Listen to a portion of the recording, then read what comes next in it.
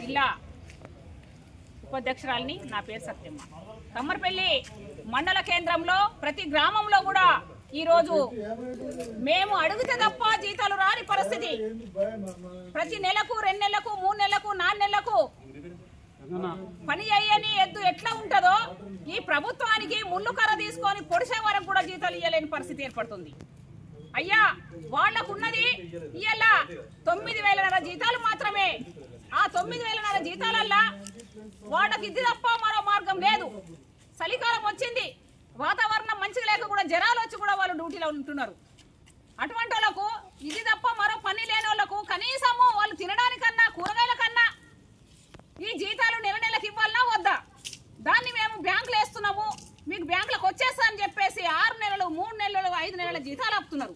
అంతేకాదు దసరా పండగ అంటే పెద్ద పండగ. ఆ పండగకు ఇంతవరకే దసరా బట్టలు ఇప్పించేవాళ్ళు, ఆ బట్టలను కూడా మా పక్కకు పెట్టేసిండ్రు. మాటలు తీయద్దు. అట్లాగే సబ్బులకు చెప్పులకు సరుకులకు ఎక్కడైనా వాళ్ళు కూడా సామాను కొనుక్కునే వాళ్ళే, సరుకులు కొనుక్కునే వాళ్ళే. కానీ 100 రూపాయలు ఇస్తే ఈ మురికి బట్టలతోని ఈ మురికి కాళ్ళతోని వాళ్ళకి సరిపోతుందా అని నేను అడుగుతున్నా. కనీసం నెలకు ఒక 500 రూపాయలు ఇవ్వాలి కదా ప్రభుత్వం. మరి ఇలా ఒక ప్రభుత్వంలో ఉద్యోగస్తులందరికీ కూడా 1,00,000 రూపాయల జీతాలు ఉన్నాయి. ఒక నెల ఆపితేనే అల్లాడిపోతున్న అధికారులు.